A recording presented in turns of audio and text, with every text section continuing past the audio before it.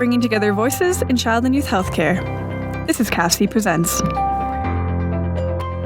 CAFC would like to thank the following member organizations for their generous support of our knowledge translation activities: the IWK Health Centre, the Children's Health Foundation of London, the McMaster Children's Hospital Foundation, the Children's Hospital of Eastern Ontario Research Institute, the Children's Hospital Foundation of Manitoba, the Montreal Children's Hospital Foundation, the Holland Bloorview Children's Rehabilitation Hospital Foundation, and the Children's Hospital Foundation of Saskatchewan.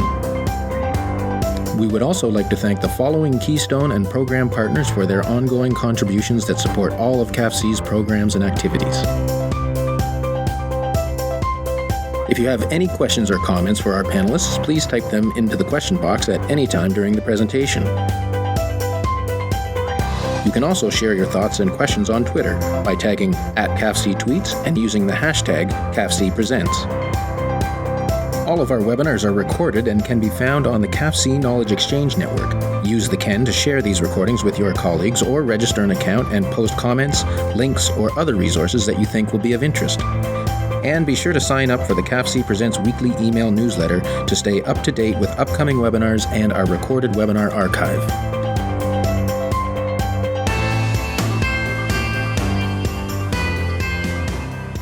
Everyone, and welcome to today's episode of CAFC Presents. My name is Doug Maynard, and I'm the Associate Director at CAFC, the Canadian Association of Pediatric Health Centres. And of course, before we get started, this is the time of year I always like to make mention of the CAFC Annual Conference, this year being held in Halifax, Nova Scotia from October 23rd to 25th, so just a couple weeks away. Not even, really.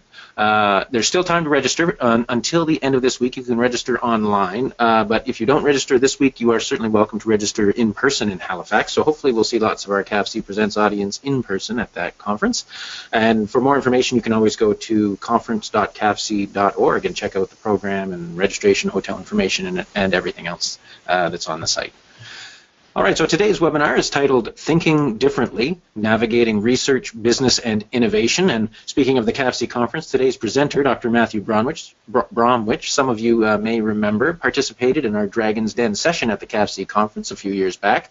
And there he certainly demonstrated expertise in innovation, in creating a unique product, and did a great job of pitching that idea to our dragons that were on stage. For those of you who remember that session, it was really a well-received session with lots of great feedback. So I'm sure anyone who was there will remember Dr. Bromwich. So it's my pleasure to introduce Dr. Matthew Bromwich, who is a pediatric surgeon at the Children's Hospital of Eastern Ontario since July of 2009, and he's also an associate professor at the University of Ottawa. He's the inventor of several medical devices, holds 4 patents on various products in Canada and the U.S., with 2 more pending. His other research endeavors include treatments for dizziness, mobile hearing testing, video endoscopy, and surgical airway reconstruction. And his research aims to democratize access to medical care by delivering innovative and inexpensive solutions. So without any further ado, it's my pleasure to hand the virtual podium over to Dr. Matthew Bromwich. Over to you. Great. Thanks very much for having me, and thanks to CAFC for inviting me to present some of my experience over the last couple of years in this field of innovation. We've checked previously, but is the sound coming through and the video coming through okay for everybody? And we can hear you fine, and we see your slides up. Yeah. Perfect. Great. So with that, I'll get started. As mentioned, the talk is about thinking differently, and this is basically some of the challenges I've faced over the past years in navigating research, how you transition some of that research into a business, and how that innovation is feeding back into healthcare. Of course, there's the usual disclosures. Funding sources, basically some of the funding for the research that we'll be presenting came from CHIO, some of it from grant challenges, some of it from some NSERC grants.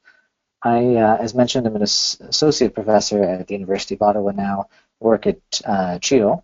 But I'm also serve as the Chief Medical Officer on a company that I started several years ago called Clearwater Clinical, so we will be discussing some of the innovations that have transitioned there, so full disclosure. So to get started, I really enjoyed a book that I read this summer called The Scientist as Rebel by Freeman Dyson. And one of his quotes I found there was called, he said, "Science is a rebellion against poverty, sickness, militarism, and economic injustice." And I think that really encapsulates why doctors do the things that they do. Really, we're trying to use science as a weapon against health disorders. It can be used as a weapon against poverty. It can be used as a weapon against hunger. If you think of clean water, if you think of farming technologies, science is really a tool we can use to fight these things. And when you're thinking about technology and health, this is really a tool that we're using to increase access to healthcare and democratize access to healthcare. And so I found that although he was talking about physics, as it turns out, the same sort of theories that he discussed were quite applicable here. And certainly we have enough challenges in healthcare. One of the big challenges is doing more with less, and we all face that. And there's a couple of really good reasons we're facing that. In this slide, you can see on the left-hand side the U.S. population that's 65 years or older, and just increasing. And in fact, it's increasing at such a rate that it's 10,000 people a day turn 65 in the U.S., and that will continue for the next 25 years. And when you think of the healthcare utilization of people over 65, certainly you can see we're heading into a problem. And although that's a U.S. number, very similar sort of proportionally is happening in Canada. On the right-hand side, you see total healthcare dollars. Now, this is a Canadian statistic, and it's in constant 1997 dollars. And you can see that the amount we spend is continually going up, almost linearly. And obviously, that can't continue. One of the big reasons that's happened is that we've been what's called shifting right. All the expensive tools for healthcare are being put in hospitals. Healthcare is being centralized. We're a very reactive type of healthcare where we treat diseases. And what I think we need to do to deal with this is actually the reverse, something we call shifting left. If you look at hospital acute care where the specialties, ICUs, that care per day just keeps on shifting towards the right and getting more and more expensive per day. So if we have any hope of dealing with a healthcare crisis, we have to shift that back left, shift it to the community, shift it to home-based care. One of the nice things about this is that it's actually cheaper to do and increases patients' quality of life by identifying disease earlier. And to do that, you essentially need two things. You need, one, devices that help you do this at home or do this in the community. And how do you get expensive healthcare equipment out into the community? How is that possible? And so we'll be talking about that. And you need networks. So how do you help physicians who are in the community to do things once they identify disease earlier, and how do you make that all happen? But in total, this is called shifting left. Now, this isn't an easy thing, and I think I enjoyed Muhammad Ali's many quotes, and with him dying this year, I thought this was appropriate. You know, the fight is won or lost far away from witnesses, behind the lines, in the gym, out there on the road, long before I dance under the lights. Basically, what he's saying is, you know, during the prize fight, sure, maybe it looks easy, but all that happened from an immense amount of hard work early on, and I think that's what we have in front of us. So this all may require something we call thinking differently. So I want to explore with you three things. One, design thinking. So how do you think about how to improve the healthcare system? Two, I want to talk about corporate partnership, and is this a pathway to make this possible in the Canadian healthcare context? And three, I want to talk about impact, and impact not only on healthcare, but impact on businesses. So let's start with number one. Design thinking and innovation. I wanted to start with a short experiment. Since I can't see or interact with any of you, it makes it a little harder. You're just going to have to play along. But I want you to design a doorbell in your mind. And you just think about what it would look like, how it would work, you know, the details of your doorbell. And I'm going to give you about 10 seconds to do this, so it's obviously going to be very quick. But if I were to jump in and say what I think you're thinking, is you're all thinking about the wires and where it gets installed and what kind of button it looks like and what kind of sound it makes and those things. And that's natural. That's what we all do when faced with a problem, is we immediately jump to some kind of prototype or what possible solution. And what people in design thinking suggest is to take a step back. So instead of designing this kind of thing, you know, you can see a pattern of a doorbell on the left-hand side, really you need to step back from that and consider the problem. I really didn't give you enough detail to consider the problem, but questions like, who is this doorbell for? Let's imagine it's for a deaf person. Well, that just changes everything about your doorbell design. Let's imagine it's for a person in a wheelchair. Again, that may change everything about where it's located and how it works. So really getting to understand the problem in context is much more important early on than the actual design of whatever your solution is. A great historical example of this is Henry Ford, who famously said, if I had asked people what they wanted, they would have said faster horses. And if you ask that question, you'd get a silly answer because you're not really addressing the problem. The problem is, I want to get places faster, and hence they actually needed a car, but they didn't really ask that question. They said, well, I've got a horse now, I guess I need a faster horse, and that's really the wrong answer. So you need to avoid seeking the solution too quickly and first step back and define your problem. Stanford has a really good protocol about this called design thinking, and I'll just show you some of that here. Step one is empathy, so learning about the audience. In this case, with the doorbell, learning about who it is that's using it. Are they deaf? What kind of situation are they in? Two, sort of focusing in on that based on your interaction with the user. Ideate, this is the brainstorming part where you get to think of all the fun different options. Then you prototype it and try it out, and then you test it, and you go back to your original audience and say, okay, this is what I came up with. What do you guys think? And you repeat this cycle until you end up with something that fits the solution. And this is what they call design thinking. Again, Steve Jobs died recently, and I don't think this talk would be complete without a quote. So some people think design means how it looks, but it's really how it works. And I think that's very insightful. If you are thinking about healthcare solutions, they don't have to look fancy. They have to work well and solve the problem at hand. So why is it so challenging in healthcare to innovate? There's a couple of reasons why that is, and we'll talk about those and why it makes it hard. But let's define innovation here. And innovation is what happens when you apply people, create products, and provide services around an idea. So it's not just the idea, and it's not necessarily research. Innovation is about changing the way things work by applying people, creating products, or providing services. And there's different types of innovation: incremental, where it's very small change; breakthrough, where it's very big change; and disruptive, where it also changes the rules of the game. And you can think about Uber or Airbnb, how the people and the products totally change as a result of those innovations. But of course, you do start with an idea, and I think the problem with innovation in healthcare really isn't with the ideas. There's tons of great ideas. Talk to any physician or nurse or healthcare worker. They're going to come to you with, hey, I've seen this problem. I thought maybe we could try this.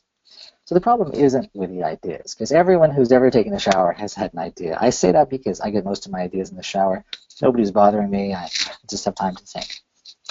But the real question is, what are you going to do when you get out? And how do you take this idea and turn it into a healthcare innovation? For those of you that enjoy the show Suits, here's one for you. Harvey Specter says, I don't have dreams, I have goals.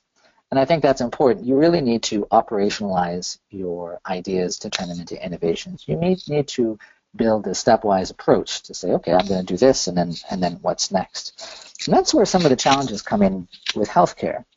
Healthcare is not terribly agile. If you take an idea to a hospital and you say, hey, let's do this thing, hospitals aren't really in the business of making new things. They're in the business of getting better at providing the healthcare that they already do. And so great ideas happen in hospitals, but large institutions aren't really able to achieve that kind of change. One of the second main barriers is risk aversion. Hospitals are very risk-averse places. You can't try anything new in a hospital without going through an enormous process that will basically crush whatever it is that you're trying to do in many contexts. And then third, they really don't have the teams to do this. We have teams for stretcher teams, we have teams in the ICU, we have trauma teams, but we don't really have, in many cases, an innovation team. The odd hospital is starting to do that, and with good results.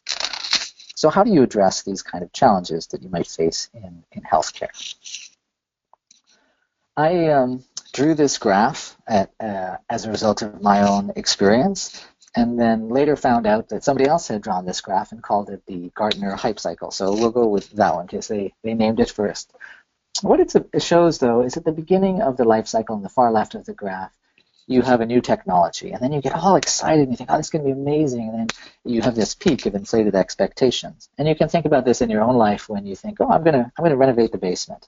And you get all excited about this, and it's going to be amazing. And then very shortly on, you encounter this trough of disillusionment where you realize, oh my gosh, renovating the basement or developing your innovation is going to be a lot of work. It's much more complicated than you thought. It's going to be terrible. And then over time, you reach the slope of enlightenment. Hey, this is coming along, and then eventually sort of a plateau, and you've finished and you're enjoying your basement or whatever the case may be. So that's quite common in the technology sector. And how do you deal with it? Well, the Mayo Clinic and their Innovation Center talks about these 3 ways to deal with it. Start small. So instead of renovating the basement, maybe just tackle the downstairs bathroom. Move fast. So get it going, get it done. And you can, again, think about it. I'm thinking about it in my own personal context. If I don't get it done quickly, my wife's going to be mad at me.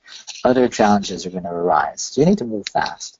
But really, in the back of your mind, you still need to dream big. Once I get the bathroom done, I'm going to do the rest of the basement. It's going to be great.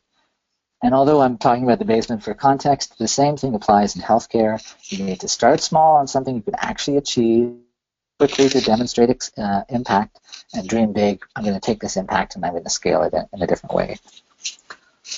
So I have some cartoons, and again, I can't hear you laugh, but I really do feel like this sometimes. You can see the guy on the left, he's invented the wheel, and the guys on the right who are dragging their rocks along with square wheels. No thanks, we're too busy. We're too busy doing what we're already doing in healthcare to bring in any new innovation.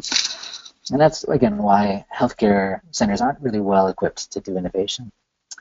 As I mentioned, they're risk averse too, and on the left-hand side you can see innovation going from 0 to the number 1, and on the bottom you can see risk going from 0 to the number 2.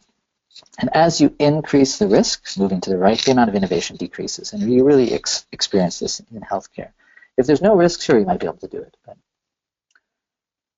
and this is, again, common in healthcare. Your proposal is innovative. Unfortunately, we won't be able to use it because we've never tried something like this before, which is, of course, takes the air out of your balloon.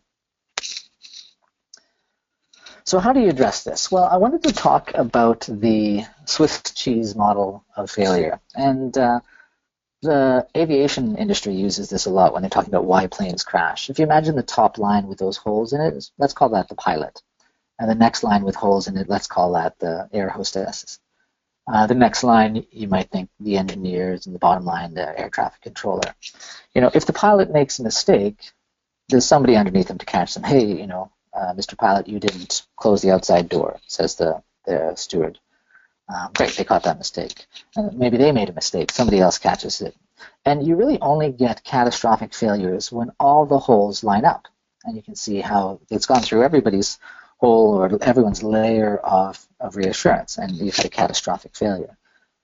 So I didn't invent this Swiss cheese model, but it's not a talk about failure, it's a talk about success. So I'm going to flip that upside down, and let's look at what happens when you as an individual try and do something. You as a physician, let's call that the bottom row, have an idea. You reach a barrier, you're like, oh, I don't know how to do this, I'm not an engineer. Maybe an engineer says, oh, I don't know how to do this, I don't have any clinical experience. And somebody else in healthcare says, oh, I don't know that because I don't know how the regulatory environment works. Occasionally you get these, they call them in Silicon Valley unicorns, where everything lines up and you have the very unusual, successful company. And I suppose we could go forward hoping that everything will line up perfectly and having these unicorns, which are practically impossible to achieve, or we could systematize this. So how do we make this work for everybody instead of just the unicorns? And the truth is, you have to connect the dots. You have to find an engineer, work with them, connect that engineer with a regulatory person, connect the regulatory person with the hospital administration. And only when you connect the dots do you achieve success. Oh, sorry.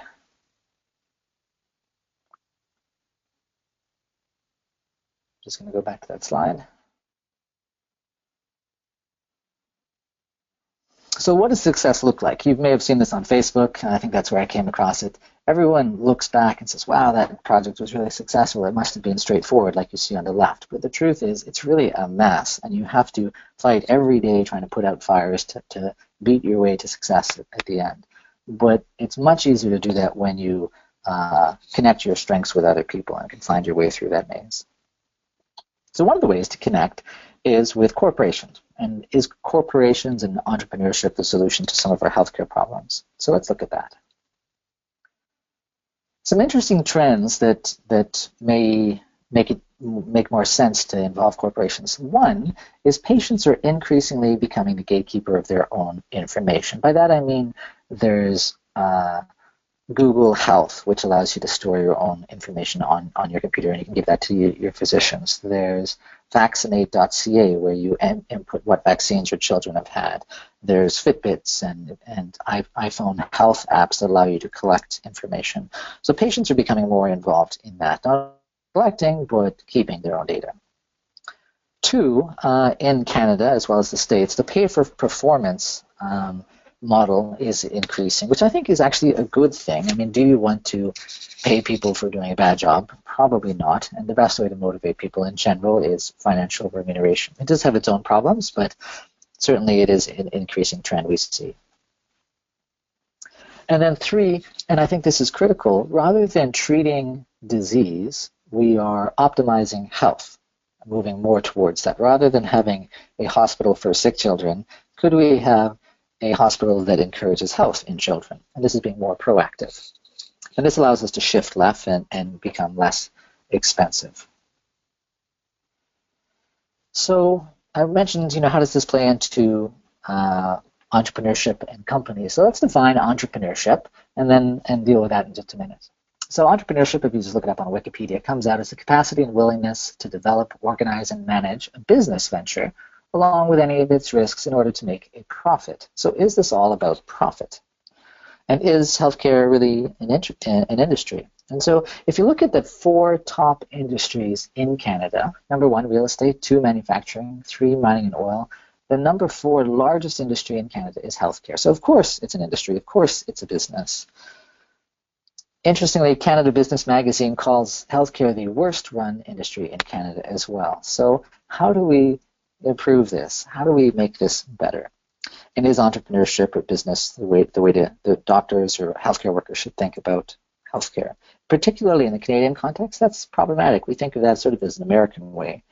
But let's look at something called social entrepreneurship, where it's not necessarily all about profit. If you measure your company's success only in profit, you have a more traditional company. But if you measure your company's success in return to society as well, then you have something we call social entrepreneurship. And there's some great examples of this. One of my favorites is Tom's Shoes.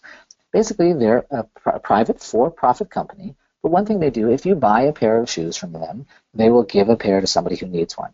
And they still manage to make enough of a profit to run their company. They are a private, as I mentioned, company, but they're doing social entrepreneurship. And this raises the question, can we leverage corporations to improve healthcare? Because I think many times we feel that it's the corporations that are leveraging healthcare to improve their business and make themselves rich. And to be honest, I'm a bit frustrated with that. I would like to improve our healthcare system, but by using the tools of corporations. So let me give you some examples. These are basically stories from my own experience about innovation and how it's worked out from a corporation and healthcare standpoint. First of them is called DizzyFix. I'll talk a little bit about that in a few minutes. It's a treatment for BPPV. Another one I've been working on is called ClearScope, which is a portable video endoscopy tower system. Another one is called Shoebox Audiometry, which is for mobile hearing testing. And the last one is Modica, which is about secure imaging. And these are 4 products that are all available now, and I will go through each one in the next few slides. So I think first off, if you are to do those things, it's important to build a team around you. And innovation, which is, again, the people, the products, the services, is a team sport. And I could think of no one better to quote here than Mother Teresa, "You can do what I cannot do what you cannot, and together we'll do great things." And that is very true. And I think in Canada, we were lucky. There's an organization called Hacking Health out of Montreal, but there's offices all over the country. That really is about connecting people. Their main strategy is to hold events where physicians or healthcare workers will present their ideas into rooms of other physicians and innovators, administrators, but also engineers, computer programmers, ethicists, those kinds of other people that you might need to get into your team. And you create a team, and then you create a prototype, and then you take your prototype further. For me, this didn't exist when I started doing this, which was about 10 years ago. And my team was some buddies from high school, basically. These are the original photos from our website, and we started with $9,000. And I think it's funny because, A, I look so young there. B, I'm not sure why that's my brother. His photo is in black and white. Alp's photo, it looks like it was from high school. Sam, we never did get his photo up there. And that's the business card that we started it off with 10 years ago. And it was one of those, print your own business cards on that perforated paper. And basically, again, we had no money, but we just had no other vehicle with which to pursue this DizzyFix, which was the first one we were on. So let's talk about that. Dizzy Fix is about something called BPPV. When you get dizzy rolling over, you get vertigo, and that's due to these little crystals that happen in your inner ear. If you think of snow in a snow globe, you leave the snow globe alone, all the snow's sitting on the floor, but if you pick it up and shake it around, it starts flying everywhere. That kind of thing can happen in your inner ear and make you dizzy. But if you imagine a small hole in the snow globe and you very carefully tilted the snow globe so the snow kind of ran out this hole, that's how the treatment for BPPV works. You kind of move the snow to a little space where it doesn't cause you problems anymore. It's not gone and it can come back. And that's why these patients would keep on coming back after we performed the treatment, which is called the Epley maneuver. And they complained of vertigo. So interestingly, originally I had called the Dizzy Fix the Vertigon, and it turned out that somebody else had made something called the Vertigon, and I was distraught right there. That actually doesn't exist anymore because they were unable to successfully bring that to market. I started with some very simple drawings of what I think this would look like, and then I spent weeks, melting different tubes, trying to create a map of the inner ear. And that led to the very first prototype. You can see there's a hat and a kind of a crazy tube that's taped on to a paper clip. And I literally made this box out of cardboard just in my basement.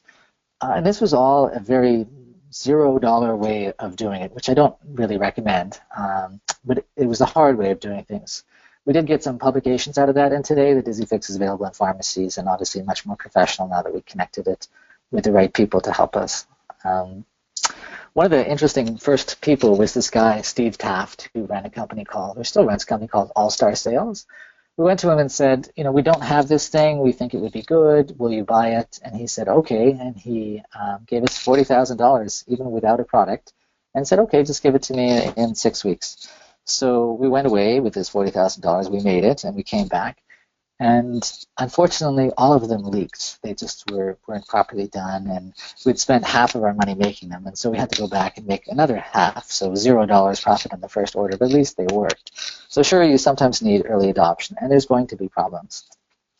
After doing the FDA approval to get it Health Canada approved, all that kind of stuff was also very difficult. We did it by ourselves, not the way I would recommend it. Far better to connect yourself with teams who can help you with that kind of thing.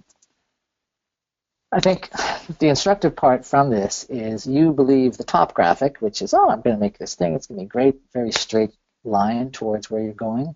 But the reality is more like the bottom graphic, where there's boulders and crevices and oceans and storms and ladders, and you never know what you're going to get into. And so having that team with you and behind you makes all the difference in the world. So can you do that team through a corporation? So very quick, because this is a big topic, quick word on incorporating. Having 100% of your company is great because you own 100% of it. However, you have essentially 100% of nothing. In this case, I had 100% of $3,000. Okay, well, when I had a company that then went on to share parts of it with the co-founders, sure, I owned less of the company, but the value of the company went up because we had 3, 4, 5 people working on this. The next stage was to get some seed investment. We got some funds from Grand Challenges Canada, in this case $1 million, to build a hearing task that could be used outside of tertiary care environments or in remote places or family doctors' offices or Africa. And so that increased, again, the value of our company, but we had to give away some of the company for that. And then you had to create an employee stock pool, and then you had to start paying your employees, and then you get some further investment. And you start owning less and less and less and less of the company. I guess my point is you can't be afraid of that because you can see that the value of the company goes up correspondingly. And so long as that's happening, this is definitely the right way to do it because you need those people. You need to build your team. And instead of having 4 high school pictures, our team now looks like this. We have some great professionals, and I am no longer the CEO because I'm a doctor. I'm never going to stop being a doctor. I love what I do. And I think my role as the chief medical officer is much more appropriate for me, and we have a wonderful CEO now. And a bigger team, we have about 30 people now working on the various different things. So to go on to the second innovation, it was something called ClearScope. Basically, I was frustrated, and all of the ideas that I'll talk about today began in a place of frustration. I was frustrated that I have in my pocket a cell phone, and yet when I go to the bedside to do a nasopharyngoscopy or using a flexible endoscope, I had to drag this giant tower around. Now it costs anywhere between $80,000 to $130,000 to bring this tower around. And yet I had my phone, which would do essentially the same thing if only I had an adapter that would connect my phone to an endoscope. So we went through the whole process of designing this and trying to make it better. And it took, a couple of years actually to come up with various final versions. But in the end, we have a nice little adapter that connects to your phone and allows you to record endoscopic images right on your phone without having to drag that tower around. And in fact, many of our partners around the world basically haven't bought a video tower as a result, because if they have limited funds, they don't want to. But it's really changed our practice from the standpoint of, if one of the residents will scope somebody in the emergency room at night, let's imagine it's critical airway, they'll call us and then tell us about it, and then we think, oh, okay, what should I do? I guess I'll come in, and then I'll come in 20 minutes to see this critical airway. Whereas now with this adapter, they will have it on their cell phone, they will share it with us, we'll take a look at it immediately, and we can start making those planning decisions immediately. And so the speed of communication, the speed of treatment, the ability to document, the ability to ask for advice has really improved things. We did a study looking at whether the quality of your cell phone was equivalent to that of using a big expensive machine, and it turns out that it is. And so we feel quite comfortable with diagnostic accuracy. Now, this hasn't been without problems, however. So we were originally manufacturing this in China because it was inexpensive. And we actually sent somebody over there just to make sure the factory was good and everything was working out. And there she is there in China, and you can see people assembling everything. But she sent us that picture first, and this is the second picture she sent us. And it's too bad this is over the internet, but those pink, purpley things on the other side were actually sex toys. It turns out our medical device was initially being manufactured in a sex toy factory, which there was no way of knowing that ahead of time. So obviously we rectified that situation quickly. But something you need to be aware of. We actually now manufacture this in Canada nearby to Ottawa. So crossing the chasm is a term people use when you're bringing your innovation from small scale to bigger scale. And there's an adoption curve that people often talk about. And you can see when you have a new innovative device or new innovative technique, there's always these innovators, other colleagues who will try it right away. And then there's the early adopters who are fairly early to jump on, then the early majority, late majority, and the laggards who are always hard to get. Really, you need to get to the early majority. And in this graph, it looks like a very smooth curve. You just continually scale and increase.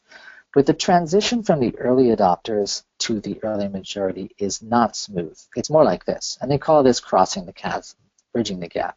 And there's many reasons why this happens. And this is many times the area where the medical innovations fail. This is a funding graph from CIHR. I don't expect you to read it all, but it appears that they have 9 levels and various different funding grants. But all of this entire scale of funding actually fits in the very left-hand side of this graph. And this is a graph demonstrating funding through the whole innovation process. And you can see this sort of U-shaped graph where there is funding for the basic science, and that's where that CIHR funding fits in. But in the middle, where there's almost no funding with a tech transfer commercialization, is a really problematic area. And until you have something that's sort of very commercializable and is proven and is working, and then people will give you money again in the private sector. So what do you do about the middle section? Actually, this I don't really have an answer to. In Ontario, there is some healthcare technology funding coming out right now, the Healthcare Technology Fund. So it is very topical to address this gap.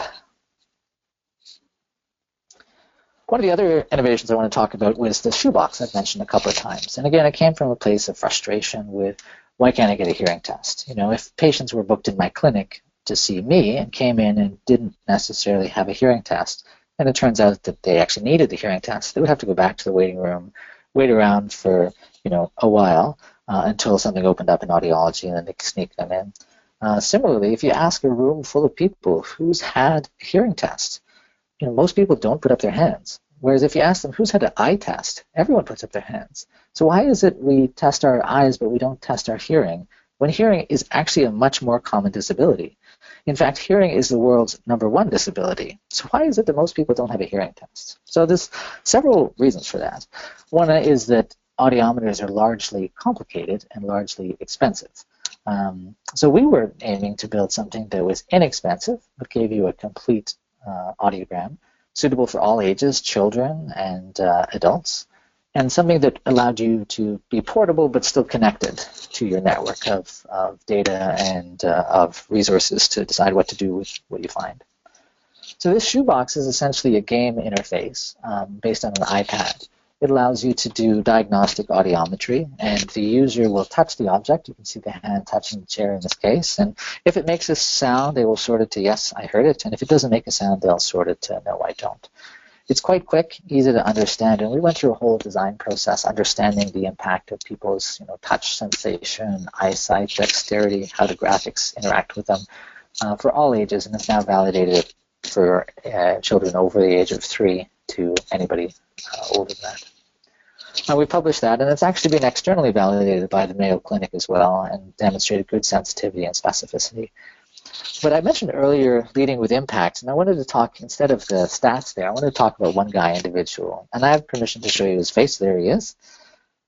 He had something called immune-mediated inner ear disease, which means his hearing went up and down very rapidly, and he was having trouble at school. And I didn't really understand why he was having trouble at school so much, because he had his hearing aids, and I thought, are you using your hearing aids? What's going on? And we couldn't really do a hearing test every day, and so we didn't really understand how rapidly his hearing was fluctuating. So actually I gave him one of these audiometers, an iPad audiometer, and here he is getting trained on it, and said, just take it home. Take it home for a year. Do one every day. And normally you don't give your medical equipment to your patients and say take them home, but I think that's what's great about this kind of mobile technology is you can. And so he did a hearing test every year, and on the right-hand side of your screen, the sort of bluish line at the top was the best his hearing was, which is essentially almost normal, except at 6,000 hertz. It's a little dip, but essentially normal. And the purple line at the bottom is his worst hearing test, which is quite significantly hearing impaired. And the red bars are where his hearing could be any particular day. And so his hearing had a massive range. No wonder we couldn't adequately treat it, because it could be great one day and terrible the next. And in fact, if you plot that over time, the blue line here represents his pure tone average, which is like an average number of what his hearing is like. And it varied from sort of 10 decibels, where the peak at the top is, to 70-some decibels, which is the peak at the bottom. And that's a big, big range for somebody's hearing. Those red dots you see on the screen are actually when he came into clinic, and we tested his hearing in clinic as well. And you can see they line up very well, and statistically are no different than the true values. So this was a really useful test to get him to do at home, and I think that kind of distributed testing and home monitoring is a really big trend in health tech care technology right now.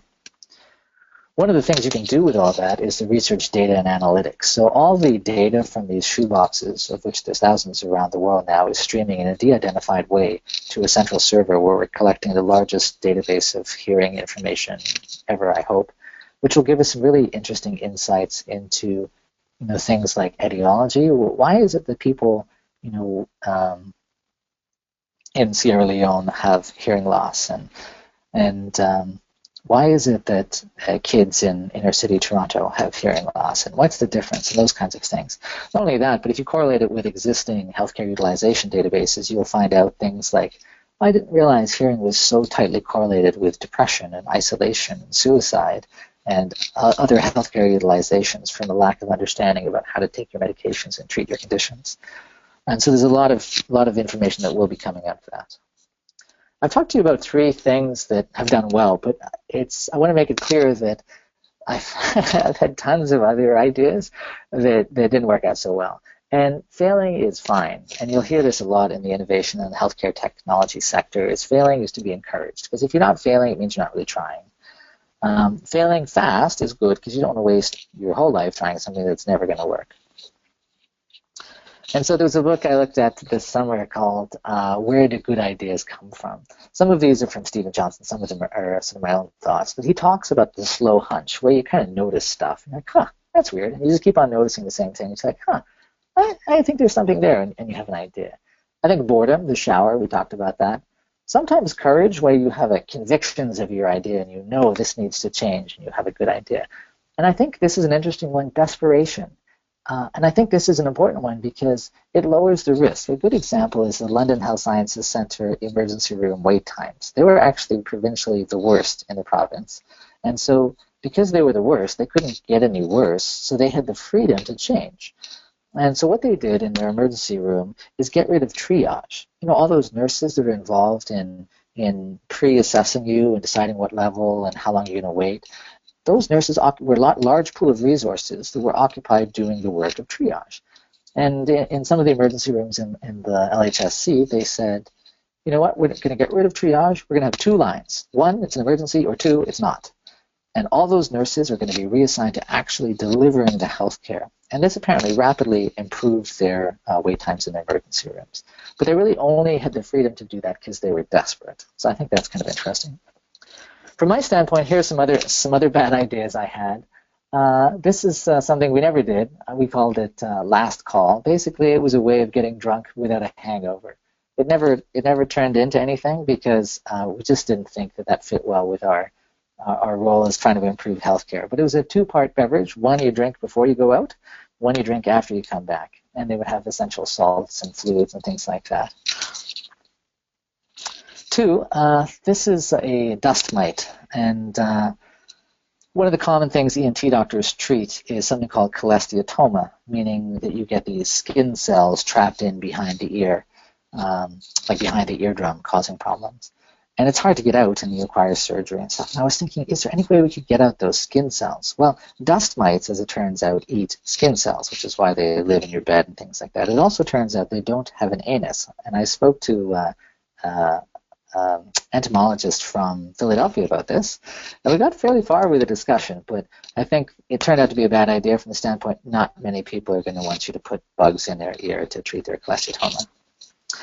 And lastly, this is a device that is for trimming your belly fat, but I was on general surgery at the time, thinking about bowel obstructions and how they currently treat bowel obstructions with NG tubes, and patients are admitted for a long period of time sitting around. And I noticed that my pager, when it vibrated, would sometimes vibrate off the table. And why did it start moving all of a sudden when it vibrates? And it was because there was a natural predilection for it to fall off the table. The table was ever so slightly tilted.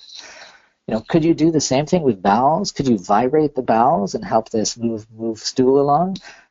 We never tried that either because no one was willing to try that. So my point is there are bad ideas, but it's okay to keep having them, and that's where good ideas come from.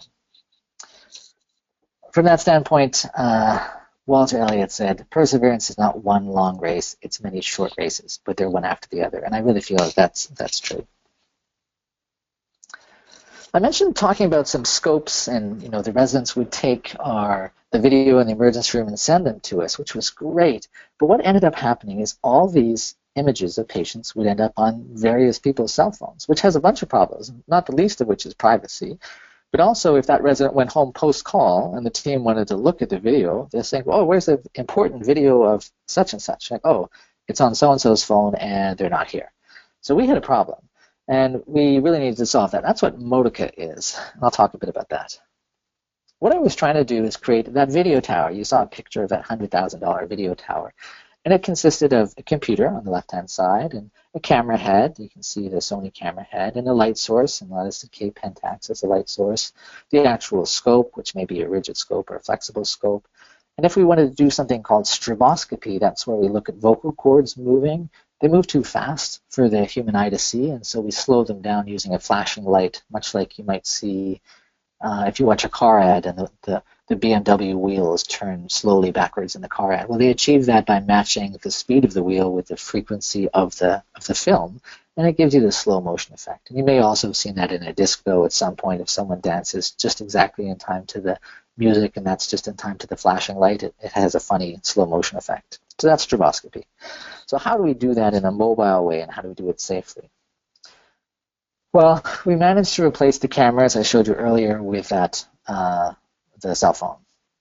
But we had the problem of all these private images and private information on our phones. And here's some actual screenshots from 2 years ago of my phone. So you can see on the left-hand side where we're talking about patients. There's no names there, but we are talking about patients. You can see the middle one, you can see full photos of patients' medical records that were texted to me by residents, which was amazing in terms of patient care, but horrible in terms of privacy.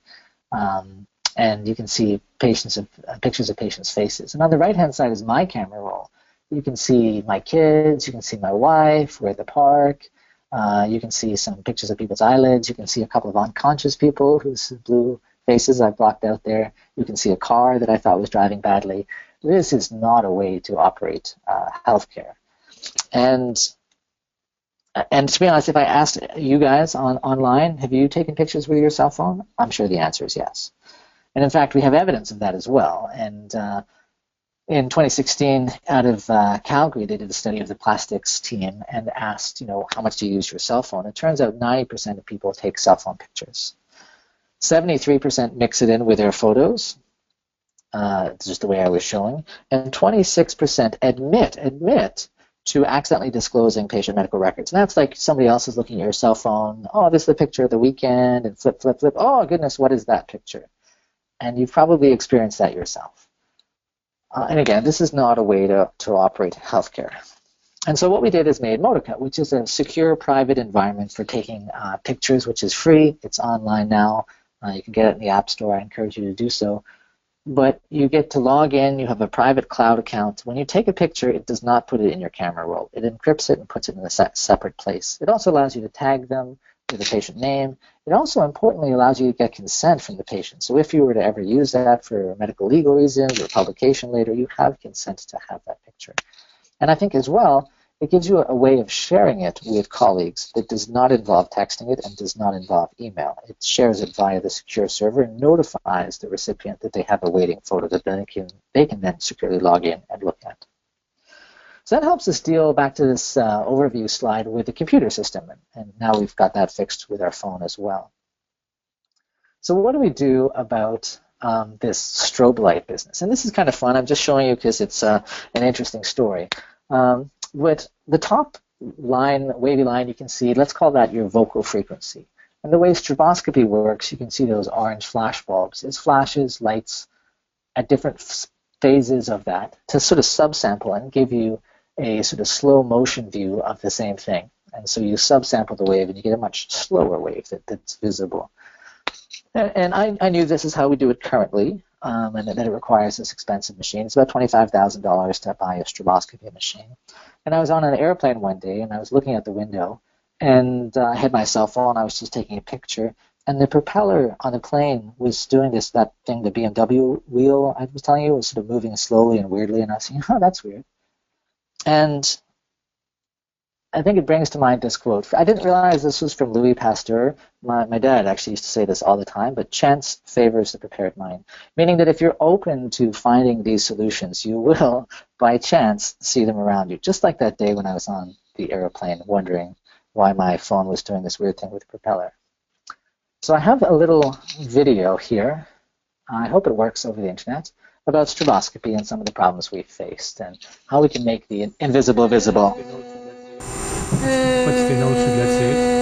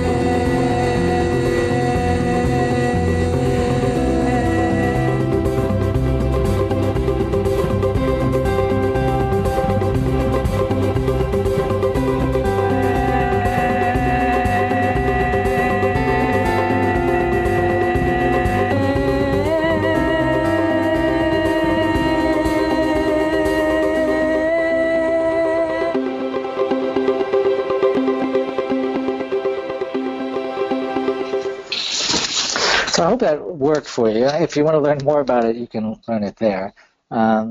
What's really interesting about that is it takes something that is a $25,000 piece of equipment and puts it in your pocket in your cell phone using existing technology. And I think that's really what shifting left is about. It's about taking very expensive equipment and with technology allowing you to use it anywhere with whatever resources you have. And so this is another example of that cycle of innovation: identifying the problem, understanding how it will be used, prototyping it, making a mess of it, researching it, proving it that it works, revising and going through the regulatory process, and then marketing and developing a business case and getting it out into the world. And I think that last step about getting it out into the world is really important. And I think the best way to do that is to demonstrate impact. And as I mentioned at the beginning, this is impact on both businesses and medicine. Now, it isn't without problem, because you have some issues with this whole ethics and the conflict of interest that comes up. And particularly around the pharmaceutical area, there's this pharmaphobia, they call it, and how conflicts of interest, in this case, they say undermine American medical innovation, because it's difficult to be innovative without coming up with an idea that then you have a conflict of interest. And who's the champion for your idea? Well, it's you. And so every time you have an idea, you're going to be in this situation of conflict of interest. And so on the right-hand side, this book, it's called Conflicts of Interest in the Future of Medicine, says, you know what? That's not such a bad idea, because business can be good for medicine versus, is medicine better off without it? And so sometimes you'll see that it seems like there's these two separate areas where there's business, which is kind of driven by money, sales, profit, and healthcare, which is driven by patient outcomes and research, and they're actually not overlapping. And that is no way to invent new stuff in medicine. Really, how do you bring them together so they have an overlapping area of interest? Really, if you pull to the right-hand side, you end up with medical interests, which are not good for business, and if you pull towards the left-hand side, you end up with business interests, which are ethically problematic. So the ideal spot is kind of in the middle. But they don't overlap that well. They kind of overlap more like this. And this is where these accelerators and incubators come in. They form that little triangle in the middle where they have administration, their own administration, research happens. They may have CEOs coming in from time to time. They may have doctors coming in from time to time, helping you to innovate in the middle space. This all has to be supported by government as well to some degree, because it's very early stages. It doesn't generate any money at this stage, so we need to have that kind of support. And if you do end up developing an organization, I think one of my roles is to ask the question, what kind of person is our organization? Do our solutions improve healthcare? Do they help upstream and shift left? They talk a lot in technology about delighting the users, but I think from a healthcare standpoint, we need to enlighten the users. We need to have tools that create sustainable healthcare, decrease the cost, and reduce the footprint. We need to connect systems that connect users with their data. And we need to have a system that is hopeful. And this is really interesting. And I think the company that I'm working with really enjoys being involved in it because they feel like they're making a difference. It's the kind of work by which you are changed, but through which you can also achieve great change. So healthcare is about impact. And if you can't demonstrate that, it's going to cause you problems. So let's look at some of the impacts of the three things that we've done so far. So more than 10,000 people have used DizzyFix. It's available in 26 countries. We actually made an app as well that does a similar sort of thing, and it is the only app that treats a disease. I know of no other app that you can download and be cured by, and I think that's pretty cool. From the standpoint of Modica and ClearScope and stroboscopy now, we know that it gives you equivalent visualization. We know that it improves the user and patient satisfaction because they can see their own scopes. You can share it with them very easily. Certainly it decreases cost. It's improved our on-call experience. And in my hands thus far, it's saved at least 3 people's lives because of the improved speed of communication. From the Shoebox standpoint, I should update that number, but we have 28 outreach projects and more than almost 10,000 people screened with the Shoebox. We're working with medical students across the country to provide low-cost hearing screening programs in schools. We're working with the World Health Organization and NASA and the Mayo Clinic, an organization called the Worldwide Hearing to provide outreach projects for people in need of hearing healthcare. And as I mentioned, hearing is one of the biggest problems worldwide. 360 million people with disabling hearing loss. 32 million of whom are children, so that's particularly important to me. Just going to skip that slide. But here's a picture of it in Uganda. On the right-hand side, the woman there is the only female ENT doctor in the country, and she's using Shoebox to teach her students about hearing testing, and they have no other way of doing this. On the left-hand side, this is in Haiti, and they're using the Shoebox to test orphan children and get them the appropriate treatment that they need. And I think what's really neat and appeals to people is this thing called the multiplier effect. So on the right-hand side, the equation that defines this multiplier effect is 1 over 1 minus the multiplication coefficient, which is basically your impact. So on a day-to-day basis, you may see one person. And the next day you see another person, and the next day you see another person. So in 4 days, you saw 4 people, let's say, in this. That's how I feel as a surgeon today. I can only see people one at a time. But if you can develop healthcare technology that allows you to do something to 2 people in a day, and maybe that allows them to do something to 2 people the next time, and them to do something the next time, you can see how it quickly adds up to a lot more impact. And if you plot this out on a graph, you can see as you get closer to this multiplier coefficient of 1, your impact rockets to the number of people. I thought this was fun because we actually plotted the number of audiograms that we've done for Shoebox on a graph, and this is the actual graph of number of hearing tests over per month. And we're really starting to see the scaling of impact, which makes me particularly proud and happy about this innovation. So lessons learned. 1, you can't do it without a team. This is my home team, and I always like to thank them for their support. But in terms of navigating research, business, and innovation, if I were to have 3 key things that I like to say, 1 is that you really have to start with a problem. Starting with a laser and saying, well, I have a laser, what do you want to use it for, is not the right way to approach innovation. You need to start with your problem. You need to understand your problem. 2, I don't want to rule out corporate partnerships because I couldn't have done any of the things that I've done without having that corporate partnership. But what I think we should do is redefine what a corporate partnership is. And I push our corporation to be a social entrepreneurship company and measure its success not only in profit, but also in terms of social impact. And 3, you have to lead with that impact and inspire other people with that impact to participate. Another book I read this year was Outliers by Malcolm Gladwell. Great read if you haven't already read it. One thing he says that I like is, to your future, where you are from is more important than who you are. And he's talking about how your experiences in the past shape you and make you who you are today, and that sort of predestines you to where you're going. And I think with that in mind, thinking about all of the people that have mentored me and helped me in terms of my residency or my training, or even here at CHIO, I just wanted to extend a word of thanks to them because they've helped shape my past, which is shaping my future. So with that, I'm going to finish up. Thank you very much for taking the time to be here. All right. Thank you very much, Dr. Bromwich. A great and inspiring presentation. I think everyone is definitely thinking differently now.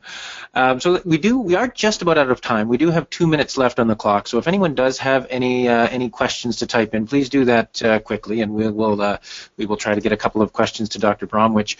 A lot of the comments and questions that came in so far would revolve around what makes healthcare different from other sectors in that we are so seen to be, and perhaps this is not a correct observation, but healthcare, and I think you mentioned this earlier on, that healthcare seems so reluctant to embrace this kind of technology. A couple of the other comments talk about we don't seem to have the visionary leaders that other sectors do that are sort of well known across the sector, that achieve that celebrity status like the Bill Gates or the Steve Jobs do. What is it that a lot of these questions are asking about? What is it that makes healthcare different in that sense? Right. I think one of the biggest problems is that if you think of a guy in his garage, let's talk about Apple, started Apple in his garage inventing a computer. Basically, he quit his day job and did that. And to be successful at any of this, you need to quit your day job and do it full time. But when you're thinking about physicians or healthcare workers, they don't really want to do that. They don't want to quit being healthcare workers. They don't want to quit being doctors. And so how do you translate the insights of the healthcare worker into a scalable, innovative, social entrepreneurship business without having them quit? And it's a real problem because they need to be there all day and all night trying to push this innovation forward, but are unwilling to do so for good reasons because they're needed elsewhere. And I think realizing this is the problem with healthcare, you need to structure incubators that understand that to ask you to quit because you're not going to. That actually bring those other resources of administration, business know-how, and CEOs to you and say, listen, I know you're not going to quit your job to pursue this as a business, but here is a business guy who's going to help you. And early on, they help you a little bit. They mentor you. They help you figure out how to pitch your idea. And then when you're better at that, you can pitch your idea, get funding, and that CEO can come on full-time and be your CEO, helping you turn this innovation to something with real healthcare impact, which you can then take back to your hospital and say, here's a thing that was invented by us, it's for us, and now we need to work with the hospital to turn it into real healthcare. It was the best thing I ever did, which is quit trying to be a CEO and a doctor and just be a doctor, because I'm good at that, and I should leave CEOing to people who are good at that. The next question was asking about when you had the graph about and the comments about crossing the chasm, how you go from the early adopters and crossing that chasm to the I can't remember the term you gave, that next bigger chunk that you have to get that critical mass of users. Why is it that healthcare has such a struggle getting across that chasm? Even looking at your the tools that you're talking about, I mean, I don't know how wide, like, they don't seem to be used in every hospital, despite the obvious case you've made, particularly for the endoscopy equipment at the reduced cost and the quality of the images. And just wanted to point out for anyone who was watching the video, it is a little bit choppy on the webinar. It's much more clear when you watch it online, so please do go take a look at that just to get a real sense of the quality. But why is it that healthcare seems to, again, why is it different, or it seems to be much more challenging in crossing that chasm? What would you think are some of the barriers? Would it be things like, unionized environments, or, what is it that causes people to be so reluctant to cross that chasm? Right. I think that's a great question, and I would like to point out that I think crossing the chasm is difficult no matter what you're doing. It's particularly difficult in healthcare because the cycle of innovation, the cycle of purchasing, is much longer than in usual places, and the burden of proof. So if you have let's call it a mouse, you invented a new mouse for a computer, you can just start selling it, and the market will tell you if it's a good idea, right? The market, nobody buys it, well, it was a bad idea. But in healthcare, you can't just start doing something. You have to take the time to go through ethics. You have to have research. You have to have evidence. You have to have licensure. You have to have FDA. You have to have Health Canada. All of that slows it down. So if you imagine jumping across the chasm, you would want to jump across as quickly as humanly possible. But in healthcare, the chasm is so much wider, and you spend so much more time in the air, so to speak, because you're slowed down by these other things. So I think, again, having a team, having a strategy, trying to move quickly as fast as humanly possible through that space by starting small, demonstrating that this is working, and getting a first purchaser on board. Like if you have a partner who you say, I'm going to build this, but I'm only going to do it if you're going to help me at the end, and say, yes, we here at CHIO, we use this, and it's a good idea, and it works. All right. And the last, we're a little bit over time now, but I did want to just ask this one last question. If you had, so in a lot of these organizations that are innovative in other sectors, you have that visionary leader that encourages innovation from the bottom or leads innovation or what have you. If you were to look at a hospital environment, who would be the person that would most likely take that role in a hospital environment? Would it be a hospital CEO, someone, a leadership from within the medical staff that would sort of play that, that stereotypical Steve Jobs kind of role that is credited for all of the visionary innovation and all of that? If you were looking at the hospital setting, do you see that, if you had to guess? Would it be a CEO type person? Would it be a physician leader? Would it be someone else within the organization? How do you see a hospital as an organization adopting this kind of culture of innovation?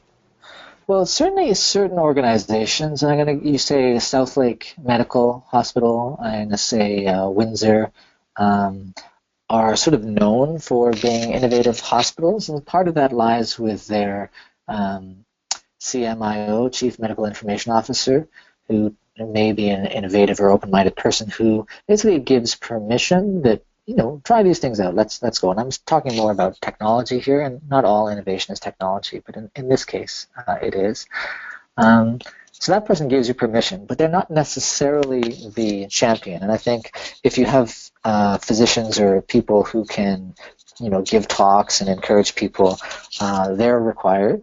And I think you need somebody from the administrative standpoint. In our case, it's Connected Care that's helping us lead this innovation charge at CHIO. So it takes not one, but I think 3 people, 1 from the executive to give you permission, 2 from the administration to help you actually do it, and 3 from the healthcare to give you those inspirational stories and make it real for you and show this is how it's affecting patients and this is why it's a good idea. What I like about the Children's Hospital is innovation makes so much sense at a children's hospital because really if you're shifting left, the idea is to catch disease earlier. Let's look at hip dysplasia. If it goes undiagnosed and you have hip problems and later you need a hip replacement or maybe 2, you've just caused the healthcare system a ton of money. But let's imagine you could treat that earlier, identify it earlier, like at a children's hospital. You can prevent all kinds of later disease. And so I'm excited that some of this is happening here. All right, and I think with that, we are a bit over time, as I said, so I think with that, we'll wrap it up. And I'll just give you the virtual microphone back to you for one last, any last comments, key messages you'd like to leave the audience with before we wrap up. I don't know if you can still see my slide. I put my contact information up there, because anyone out there who is interested in talking about this, how we're doing it, I'm just going to show my screen. There we go. Who is interested, please give me a call. I would be more than happy to talk to you about this, and certainly things are more likely to succeed through collaboration. So I'm all about collaboration. And if you have your own ideas and want to pursue them, please let me know and don't be discouraged. It will be hard, but it is possible. All right. Well, thank you. Great words to end with. It will be possible. All right. If we, as you said, I think a few times, if you get the right team. So thank you very much. A great presentation. I mean, really, I think inspiring. As we go into the CAFC conference, where we have lots of opportunities to network and share these ideas and build those teams, I think this is a great way to enter our short hiatus as we go into the CAFC conference. Outside of our hiatus around conference, we typically do these webinars every Wednesday at 11 a.m. Eastern Time, and it's always great when you can watch live with your questions and comments that really help engage the rest of the audience in the conversation and the discussion. But when you can't watch live, as I mentioned earlier, we do record these sessions and make them available after the fact on the Knowledge Exchange Network. Next week, as I mentioned, we'll be on hiatus for the CAFC conference. You can still register online until the end of this week, and after that you are, of course, welcome to show up and register in person, so don't hesitate to do that in Halifax. Right after the conference, we'll be continuing our new series that we started almost a month ago, Life with a Preterm Baby, where we partnered with the Canadian Premature Babies Foundation. This is a 6-part series aimed to provide information to parents of preterm infants, although this is also a great resource for healthcare providers as well. We had a great turnout for the first episode, which focused on the importance of movement for newborns and preterm babies in particular, and our second episode will focus on common winter illnesses that parents of preterm infants should be prepared for. And we would like to thank Prolacta Bioscience for their support that's made that webinar series possible. And after we get back from our hiatus, starting on November 9th, we'll be welcoming Dr. K.S. Joseph from BC Children's Hospital in Vancouver, who will be presenting recent research that shows increases in rates of ankylosing, or being tongue-tied, and fraudotomy, the minor surgical procedure that releases the tongue tie, among newborn infants in British Columbia. He said this could be a result of a recent emphasis on breastfeeding initiation before hospital discharge because of the Baby-Friendly Hospital Initiative, but nonetheless it's resulted in a bit of controversy with regard to the use of fraudotomy, and it's becoming framed as a conflict patient, nurses, breastfeeding support groups, mothers experiencing breastfeeding difficulties versus the pediatricians who question the efficacy of the fraudotomy. So it'll be an interesting presentation on November 9th to hear a bit of the research that will help explain that controversy to us all. So hopefully we'll see everyone back here in a few weeks after the CAFC conference. Thanks again for joining us today, and we'll see you all soon. Bye.